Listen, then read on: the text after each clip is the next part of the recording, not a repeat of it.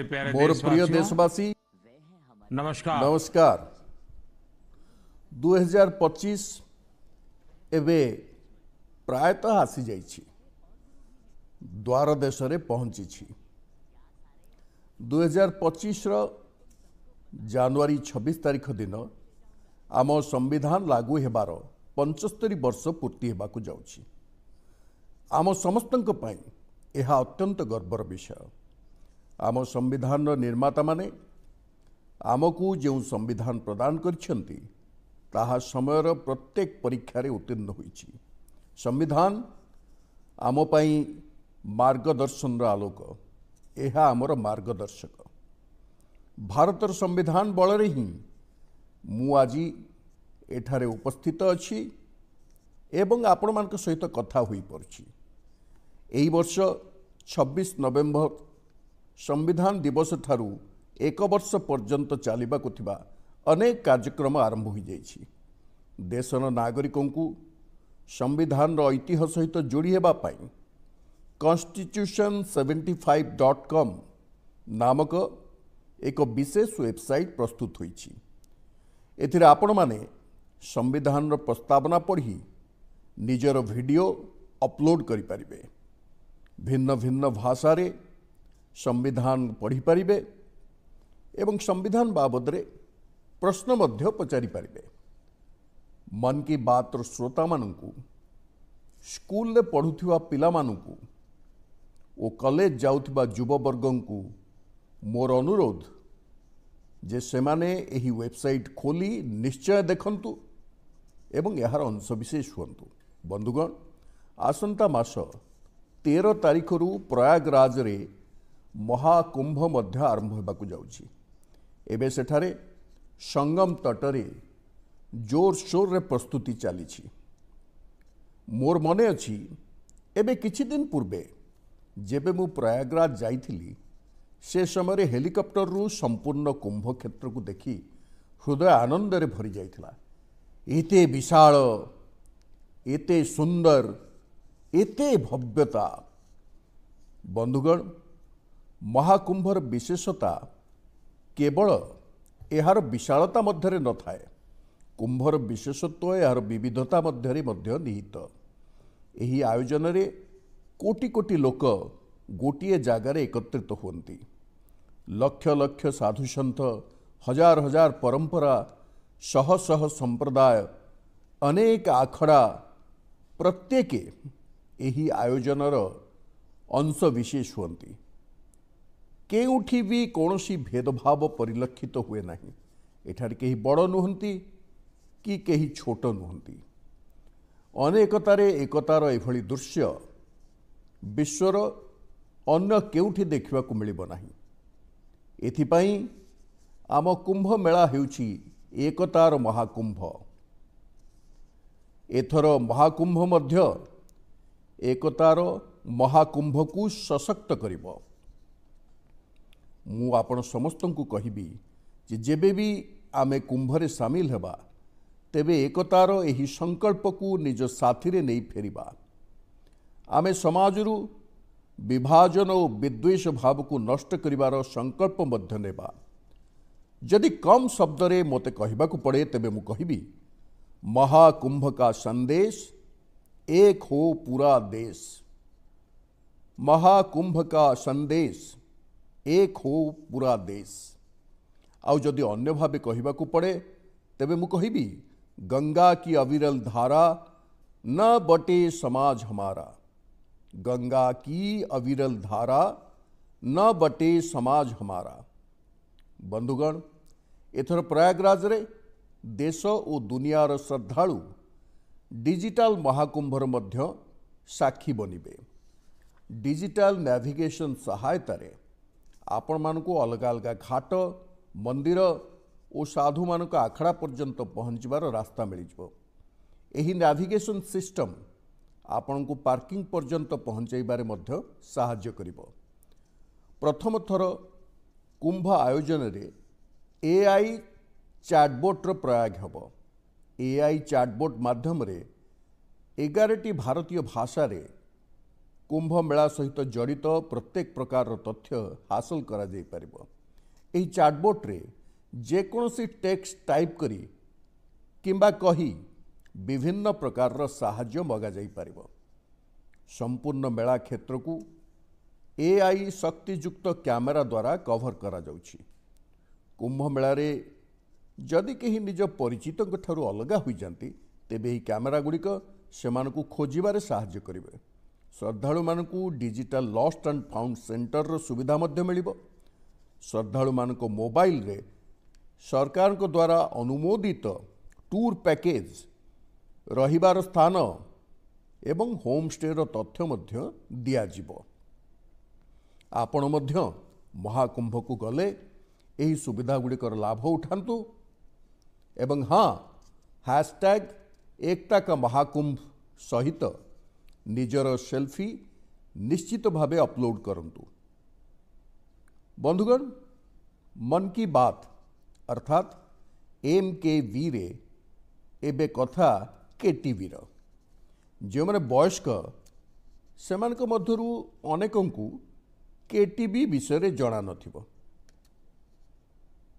किंतु पिला मानकु पचारले जानिबे जे KTV सेमानक मध्यरे एकदम सुपरहिट हो जाइछि। KTV अर्थात क्रिश, ट्रिश ओ बाल्टी बॉय।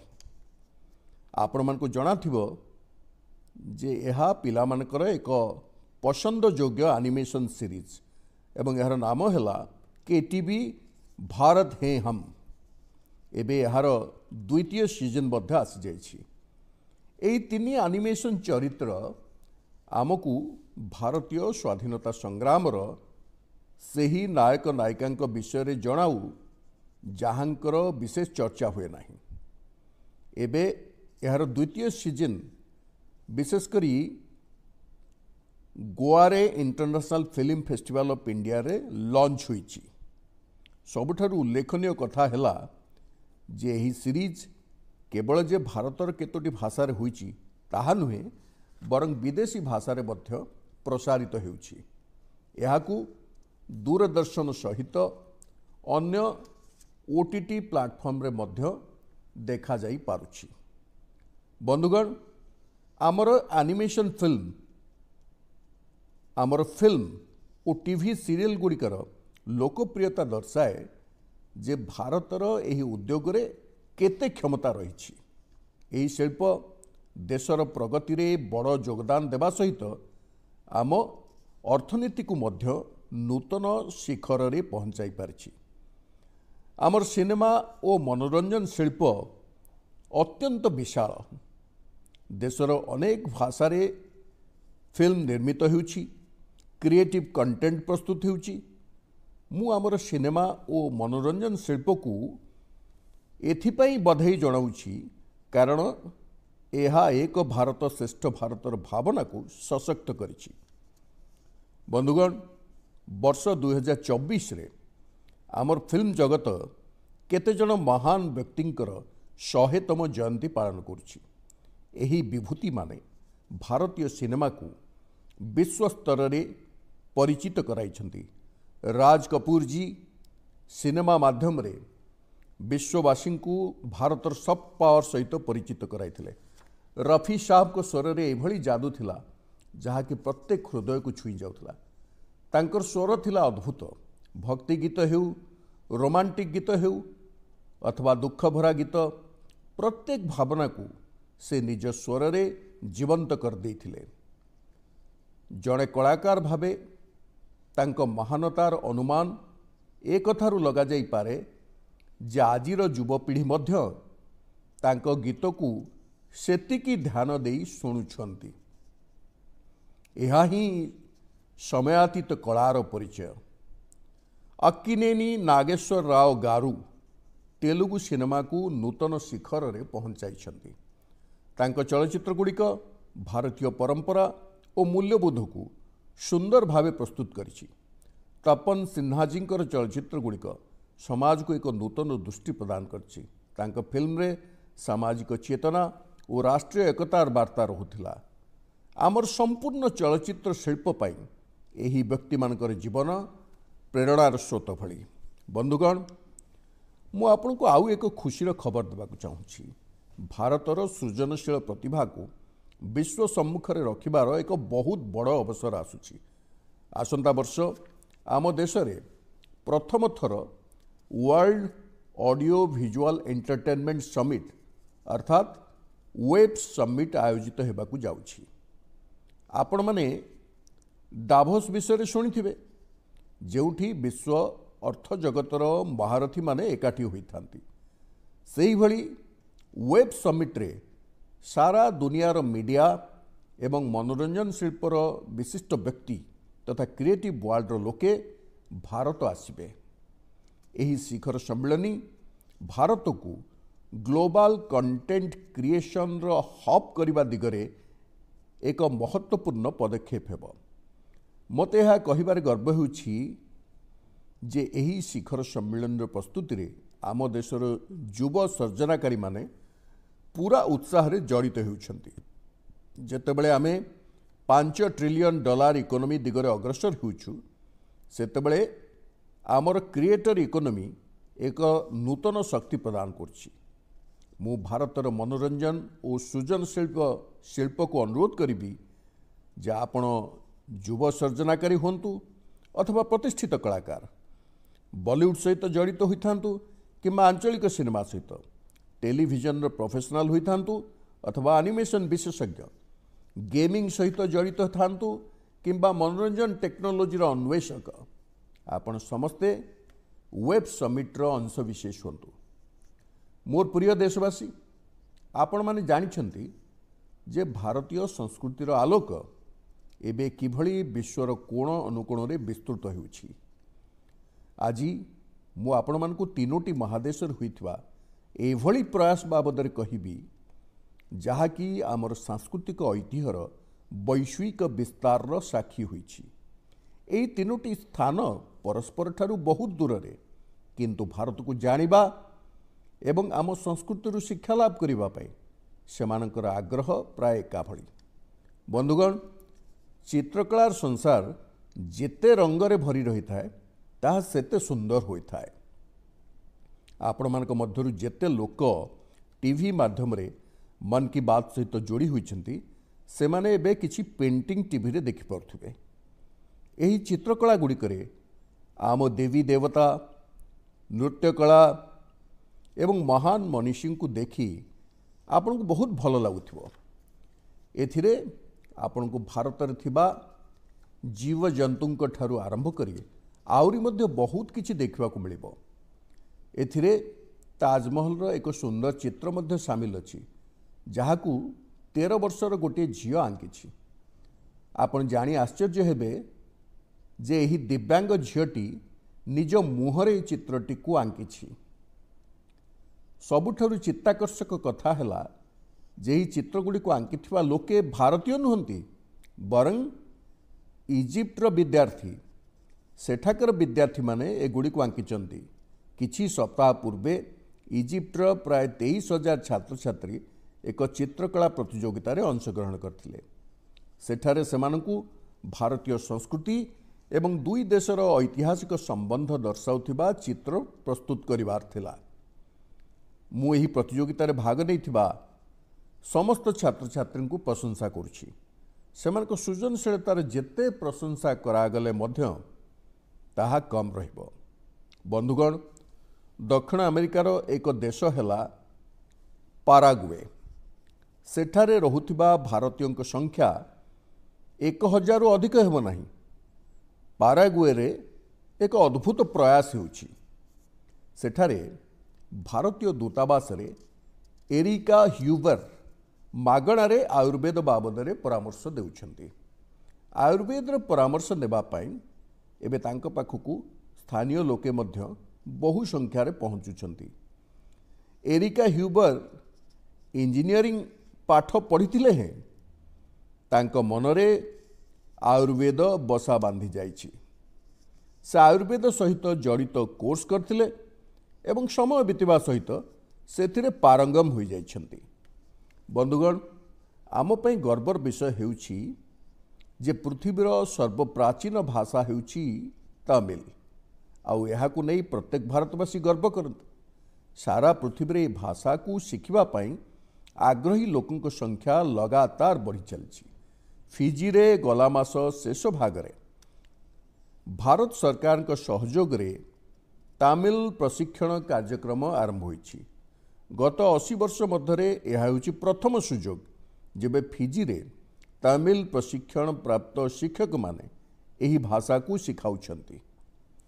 एक कथा जानी मते खुशी लगुछि जे आज फिजीर छात्र छात्री तमिल भाषा और संस्कृति शिखिबा पाई खूब आग्रह दर्शाउछंती। बंधुगण, ए कथा ए घटना गुड़िक केवल सफलतार कहानी नुहे, यह होछि आम सांस्कृतिक ऐतिह्यर गाथा। एभली उदाहरण आमको गर्व भरी दिए। कलारू आयुर्वेद जाए, भाषारू संगीत जाए, भारत रे केते कौन न रही जहाँ आज पृथ्वी सारा व्यापी जाइछि। बंधुगण, शीतर ऋतुरे देश सारा खेलकूद और फिटनेस को नहीं अनेक गतिविधि चली। मु खुशी जे लोके फिटनेस को निज जीवनचर्यार अंग कर नहीं। काश्मीर रे स्कीइंग ठारू आरंभ करी गुजरात रे गुड़ी उड़ा जाए सबुआड़े खेलकूद को नहीं उत्साह देखा मिलूँ। संडे ऑन साइकिल एवं साइक्लिंग ट्यूजडे भली अभियान जोगु साइकेल चालना को प्रोत्साहन मिली।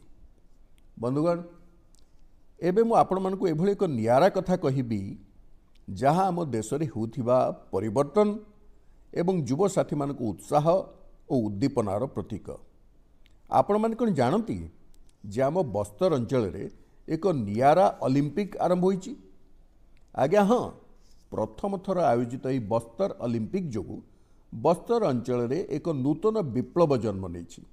मो पई यह खुशीर कथा जे बस्तर ओलंपिक रो स्वप्न साकार होइछि। आपण मानकु यह जानी भल लागिबो जे यह से अंचल रे होइछि जेउ अंचल दिने माओवादी हिंसार साक्षी थिला। बस्तर ओलंपिक रो शुभंकर हेउछि जंगली महिषी और पहाड़ी सारी। एथिरे बस्तर समृद्ध संस्कृतिर झलक मिले। यही बस्तर खेल महाकुंभर मूलमंत्र हेउछि करसायता बस्तर बरसायता बस्तर, अर्थात खेलिब बस्तर जीतिब बस्तर। प्रथम करी होइथिबा एही बस्तर ओलंपिक रे 7टी जिल्लार 1,65,000 खेलाड़ी भाग नहीं। यह केवल एक संख्या नुहे, यह आम युव वर्गर संकल्पर गौरव गाथा। दौड़कूद, तीरंदाजी, बैडमिंटन, फुटबॉल, हॉकी, भारोत्तोलन, कराटे, कबाड़ी, खो खो आउ वॉलीबॉल प्रत्येक खेल रे आम युववर्ग सेमानकर प्रतिभा दर्शाई। कारी कश्यप जी कहानी मते खूब प्रेरित करिछि। एक छोट गाँव आसीथिबा कारी जी तीरंदाजी रे रौप्य पदक जीति। से कहती बस्तर ओलंपिक आमको केवल खेलर मैदान दे नहीं, आमको जीवन रे आगु को बढ़िबार सुजोग देछि। सुकमार पायल कबाशी जी कथा मध्य कम प्रेरणादायी नुहे। जैवलिन थ्रो रे स्वर्ण पदक जीतिथिबा पायल कहती अनुशासन एवं कठिन परिश्रम कले कौनसी लक्ष्य असंभव नुहे। सुकमार दोरनापाल निवासी पुनेम सन्नाजी कहानी तो नूतन भारतर प्रेरक कथा। एकदा नक्सल गतिविधिर प्रभाव रे थिबा पुनेम आज व्हील चेयर रे बसी दौड़ प्रतियोगितार पदक जीति। तांकर साहस और उत्साह प्रत्येक प्रेरणादायी। कोडना गाँवर तीरंदाज रंजू शोरी जी को बस्तर युव आइकन चयनित करा जायछि। तांकर कहिबा कथा हला बस्तर ओलंपिक दूर दूरांतर युववर्ग को राष्ट्रीय मंच रे पहुंचेबार सुजोग देउछि। बंधुगण, बस्तर ओलंपिक केवल एक खेल आयोजन मात्र नुहे, यह एभली एक मंच जेउठी विकास सहित खेलर संगम हेउछि, जेउठी आम युववर्ग निज प्रतिभा को शाणित करी एक नूतन भारतर निर्माण करछंती। मु आपण समस्त को अनुरोध करने को चाहे जे निज निज अंचल रे एभली खेल आयोजन करंतु।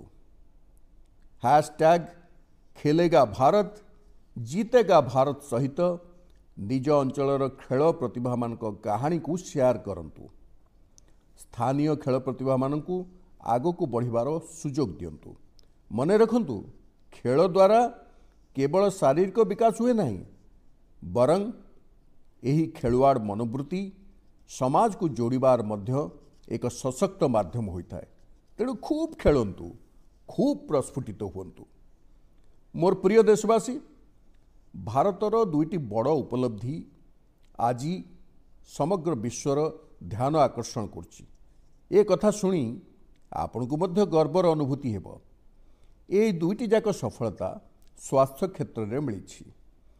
प्रथम उपलब्धिटी मिली मैलेरिया सहित लड़ई रे। मैलेरिया रोग 4000 वर्ष धरी मानव जाति पाई एक आह्वान होई रही। स्वाधीनता समय यह आम मानक पाई मध्य स्वास्थ्यगत आह्वान मध्य थिला अन्यतम। 1 मासरू आरंभ करी 5 वर्ष जाए शिशु मानक जीवन हानि करुवा रोग मध्यरु मैलेरियार स्थान तृतीय। आज मु संतोषपूर्वक कहिपारे जे समग्र देशवासी मिलिमिशि एही आह्वान को दृढ़तार सहित मुकाबला करछंती। विश्व स्वास्थ्य संगठन WHO रो रिपोर्ट अनुसार भारत में 2015 रु 2023 मध्य मैलेरिया संक्रमण एवं एथि जनित मृत्यु संख्यार 80% जाए ह्रास होइछि। यह कौनसी छोट मोट उपलब्धि नुहे। सबुठारु सुखद कथाटी हैला एही सफलता सर्वसाधारण भागीदारी जोगु संभव हो पारिछि। भारतर कोण अनुकोण रे प्रत्येक जिल्ला रे समस्ते यही अभियान अंशविशेष होइछन्ति। आसाम रो जोरहाट स्थित चा बगीचा गुड़िक 4 वर्ष तले मैलेरिया एक चिंतार विषय होई रहितिला। हेले यार समूल उन्मूलन पाई चा बगीचा रहुतिबा समस्ते एकजुट हेबारु एथिरे अनेक मात्रा सफलता मिलिबाकू लागेला। निजर एही प्रचेष्टारे सेमाने वैषयिक ज्ञान कौशल सहित सोशल मीडिया मध्य भरपूर उपयोग कले। एहीपरि हरियाणार कुरुक्षेत्र जिला मैलेरिया उपरे नियंत्रण निमंते खूब भल मॉडल प्रस्तुत करिछि। एठारे मैलेरिया मॉनिटरिंग जन भागीदारी जोगु अनेक मात्रारे सफल होई पारिछि। पथप्रांत नाटक और रेडियो जरिया रे एभली वार्ता उपरे जोर दिया जाइछि जद्वारा मशा मानक वंशवृद्धि कम करिबारे सफलता मिली पारिछि। देश सारा एहिभली प्रचेष्टा जोगु आमे मैलेरिया विरुद्ध युद्ध को आहुरी अधिक गति रे आगे नेछु। बंधुगण निजर सचेतनता और संकल्प शक्ति द्वारा आमे कौन बा हासिल न करि परिबा। यार द्वितीय उदाहरण हैला कैंसर सहित लड़ई।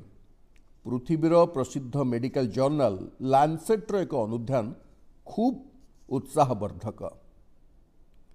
यही जर्नल अनुसार एबे भारत में समय थाउ थाउ कैंसर सठिक चिकित्सार संभावना खूब बढ़ी जाइछि। समय थाउ थाउ कहिबार अर्थ है कैंसर रोगीर चिकित्सा 30 दिन मध्य आरंभ होगा उचित। आउ एथिरे महत्वपूर्ण भूमिका निर्वाह करिछि आयुष्मान भारत योजना। यही योजना जोगु 90% कैंसर रोगी समय थाउ थाउ निजर चिकित्सा कराई पारछंती।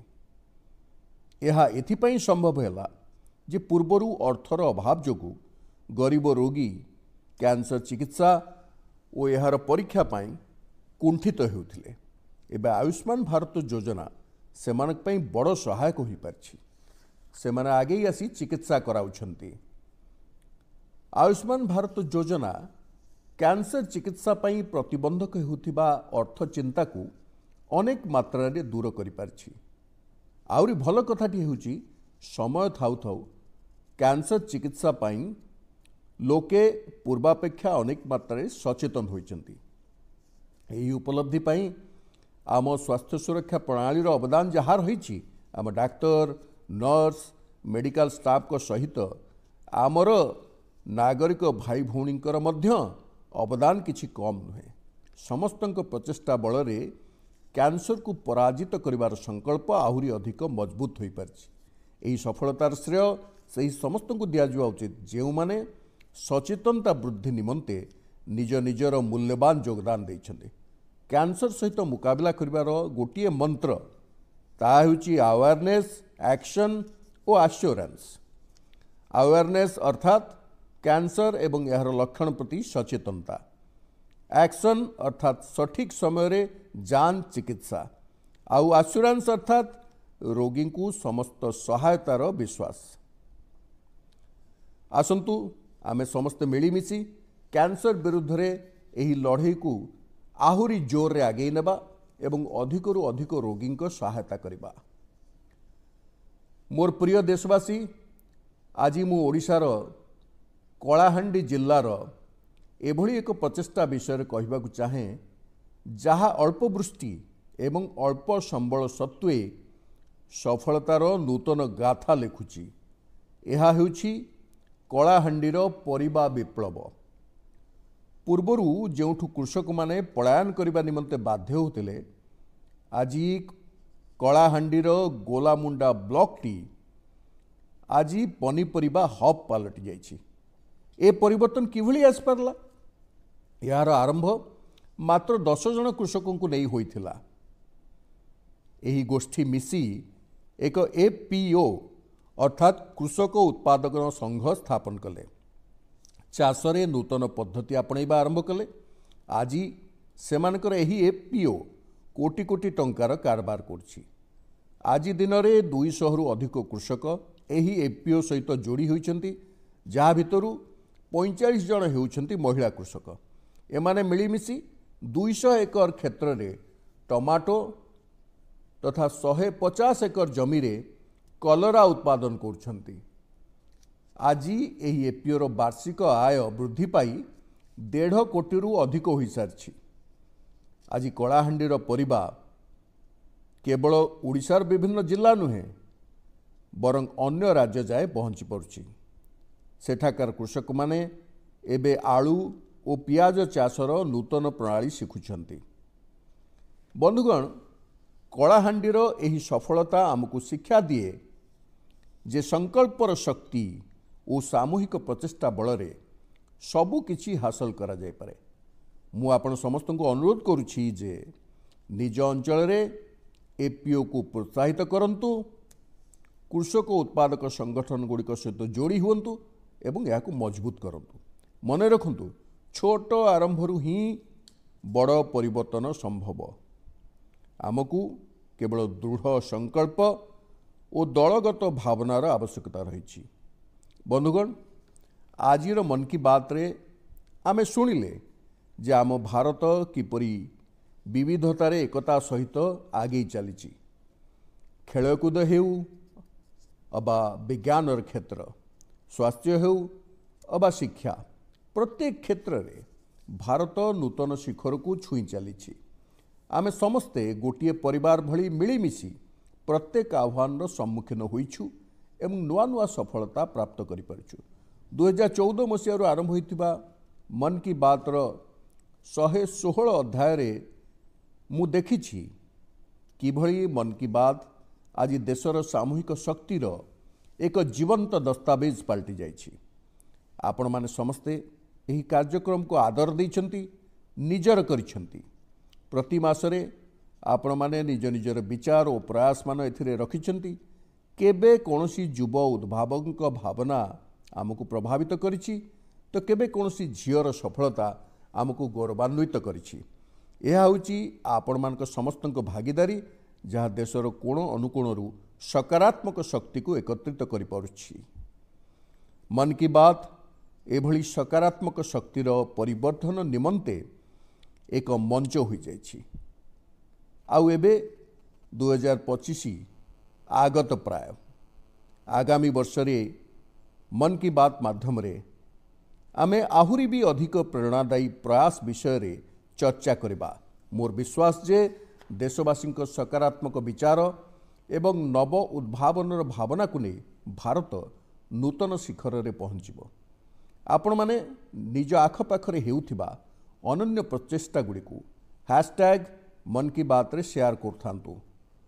मु जाने जे आगामी वर्षर प्रत्येक मन की बात रे आम पाखरे परस्पर को जणाइबा निमंते बहुत किछि रहिछि।